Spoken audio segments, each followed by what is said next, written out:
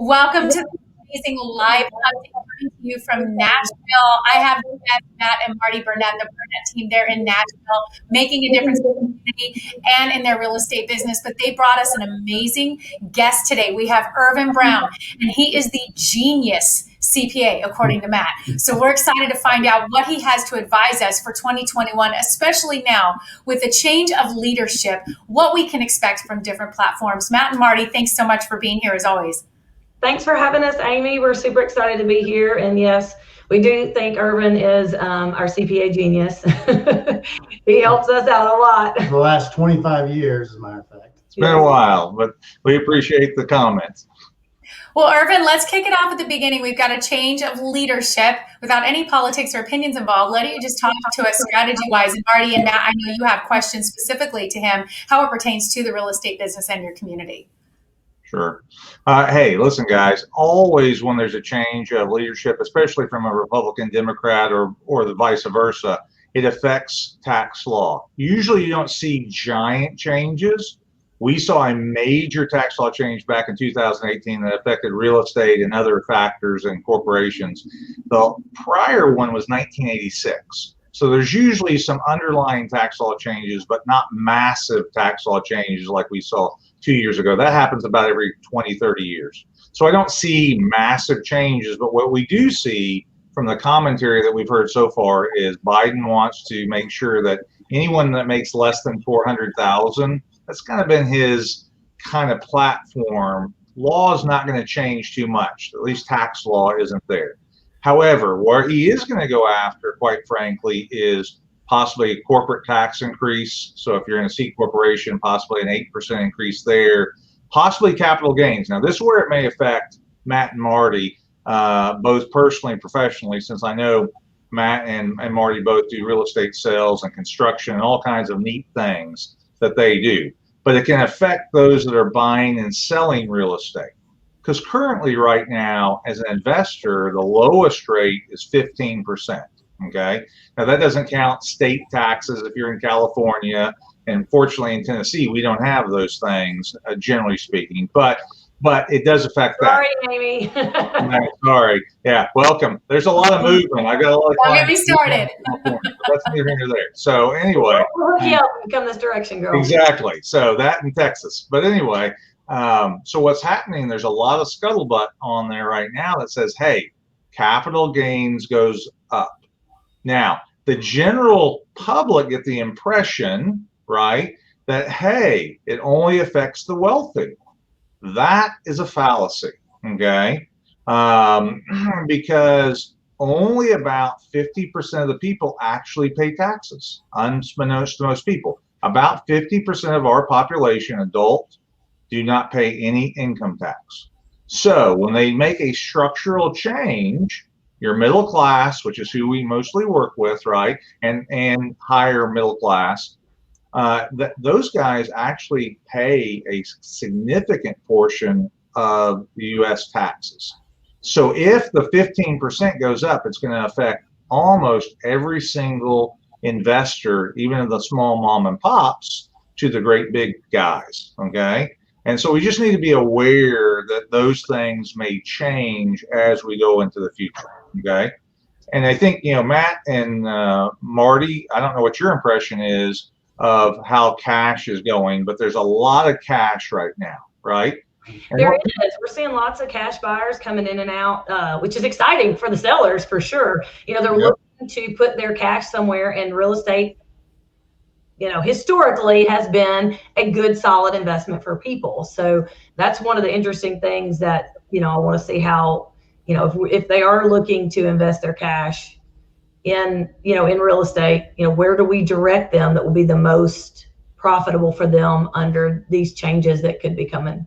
Absolutely. And I think Matt and I have even had some discussions off screen in the last, month or two or three is, all right, now what does that look like, especially in a commercial sense? Because, hey, listen, with COVID, the people aren't getting out as much. So I think you got to be a little careful. I think there's the Middle Tennessee economy, which we see as booming, and there's certain states, but that's not necessarily always true. I think the thing that we need to be careful of in this economy is, generally speaking, There's always a correction, generally within a 20-year cycle. Okay, so if you go back all the way back to the Great Depression, every 20 years it has corrected itself somewhere between 20 and 40%.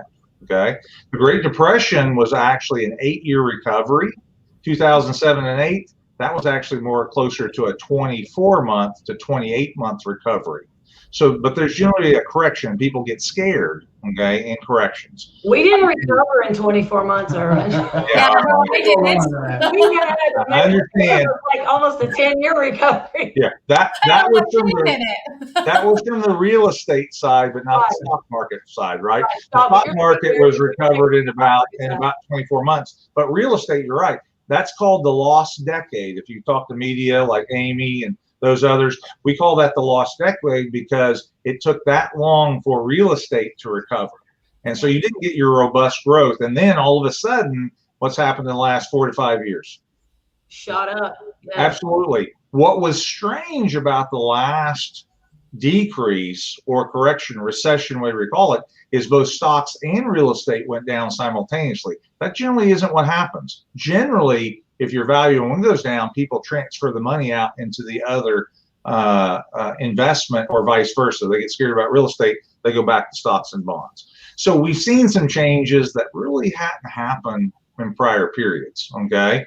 That could happen again in the future.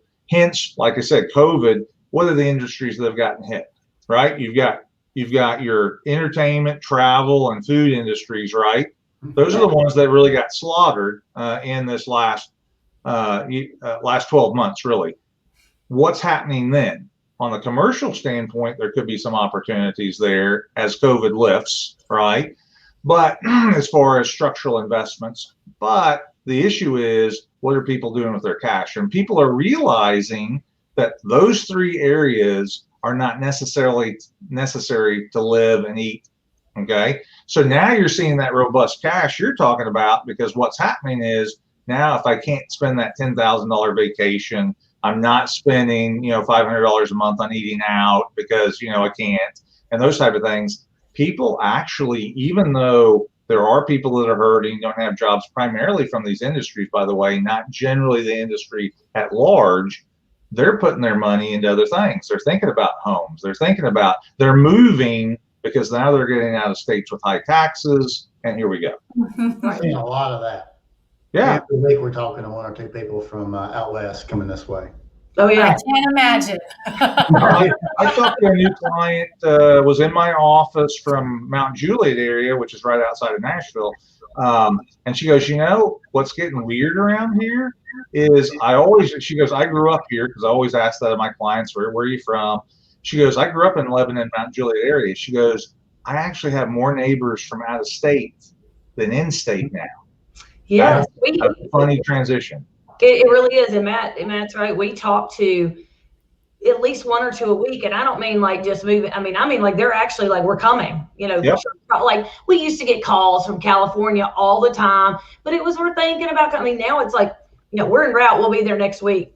Okay. It is wild. So Buying sight unseen, you're doing Zoom calls? I'm doing Zoom calls, doing buying sight unseen, properties. But let me ask you a question. And I know we're not going to, you can't tell us exactly, but so let's say somebody does want to look to invest. I know we've got clients that have done some short-term rentals. Sure. Short-term rentals have taken a real hit because of the industries. It was one of the industries that was hit with, people vacationing and whatnot.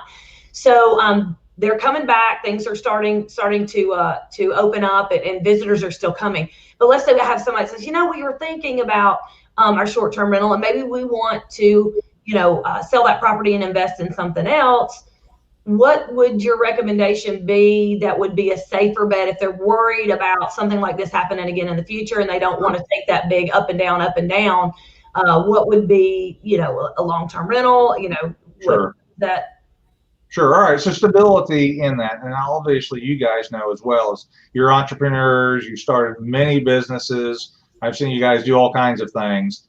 And so generally when they're looking is risk tolerance, right? That's what we're always really talking about, is risk tolerance. But, short-term rentals are a little unique creature because obviously COVID effect. And depending on where you are, they did better last year than they did the year before, depending on where you're located. If you were located in a Gatlinburg, you saw a major fall off in the 3 months in the spring, and then they made up for everything in the fall plus some. Right. If you were in Nashville like we are, you didn't see the robust come back because they're coming for the entertainment, the Nashville experience. You saw a trend up, but not a recovery from that. So what I tell people most of the time is, listen, guys, I said, and I'll ask you this, okay? If your house value dropped by 40%, Matt and Marty, would you sell it today?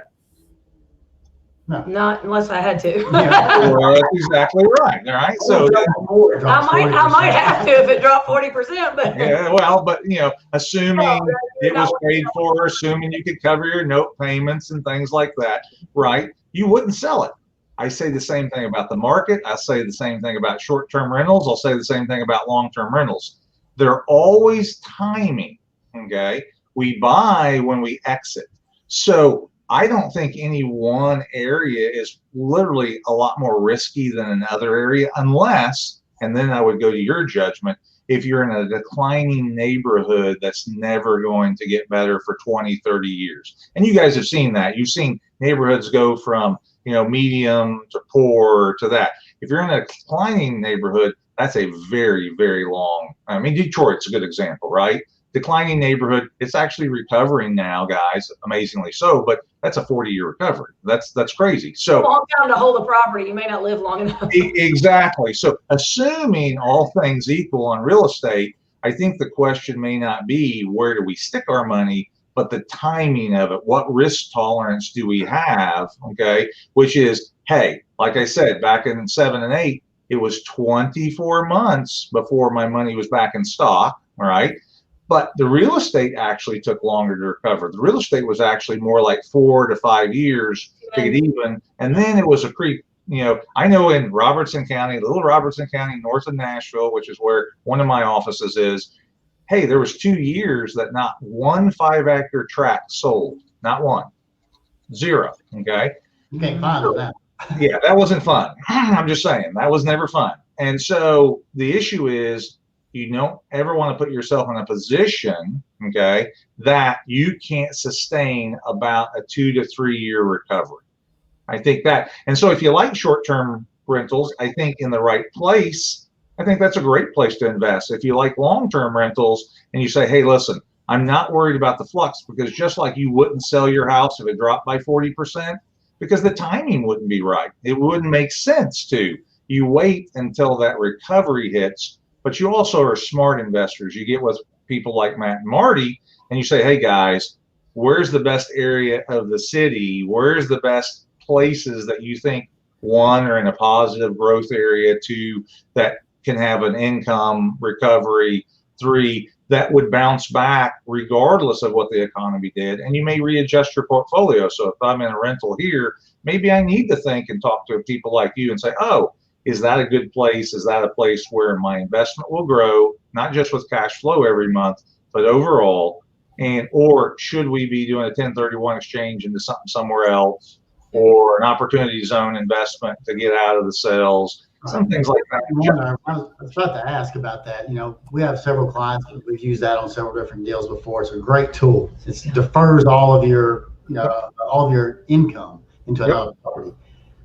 So I've heard, that some of the new party has considered, taking that off the table. Yep. And I have a hard time believing that anybody can make sense of that. What's your opinion? Do you think they would actually do that? I don't think they would. And the reason being is, let's look to see, I try to see around the curve. So what are their policies? What do they support, right?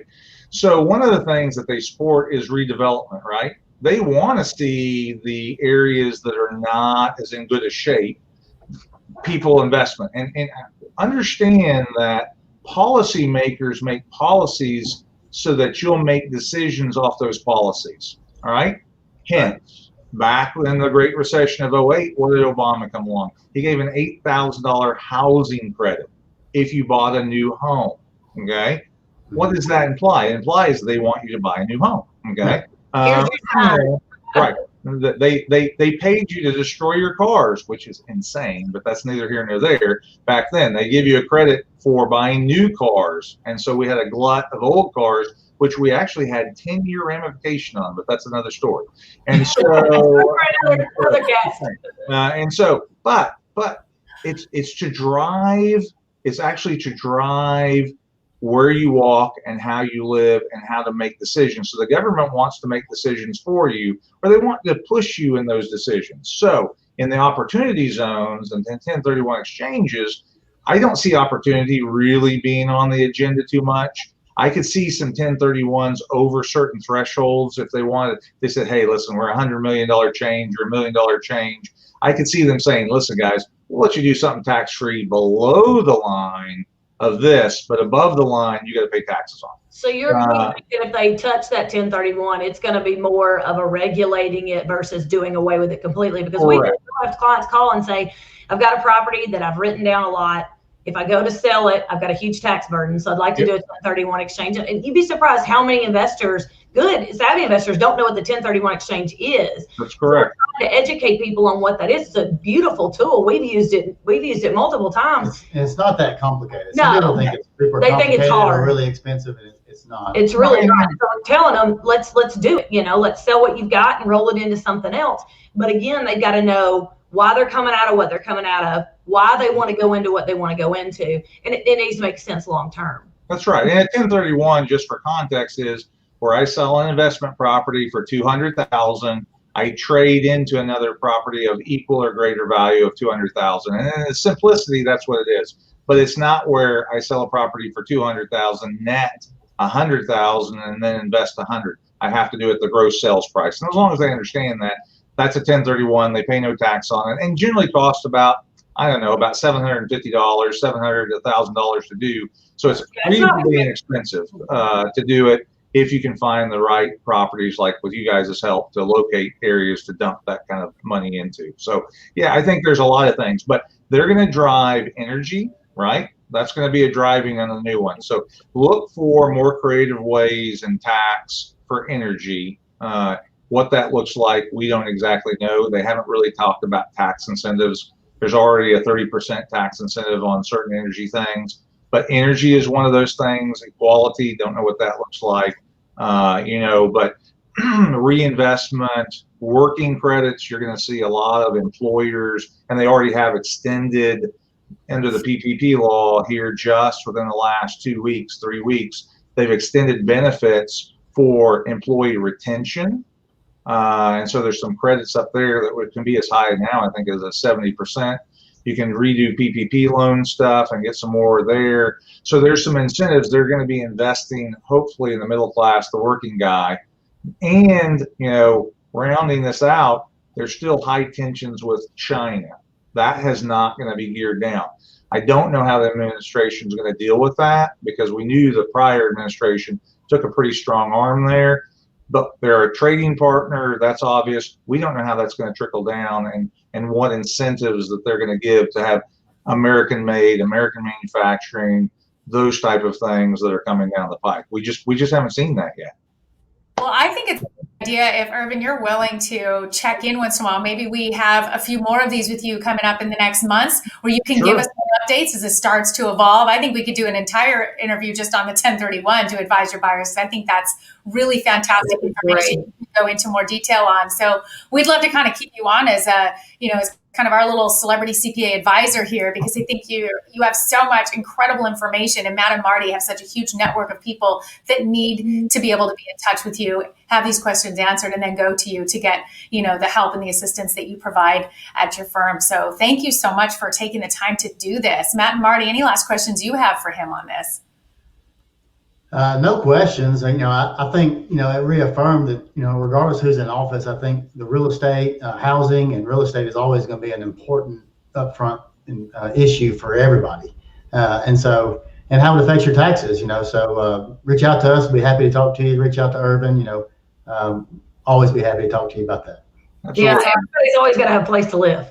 Exactly. Well, and just so you guys know, leaving California, I'm just coming to live with you, Matt and Martie. So just move on. I don't need to. I'll just be at your place. I'm coming over.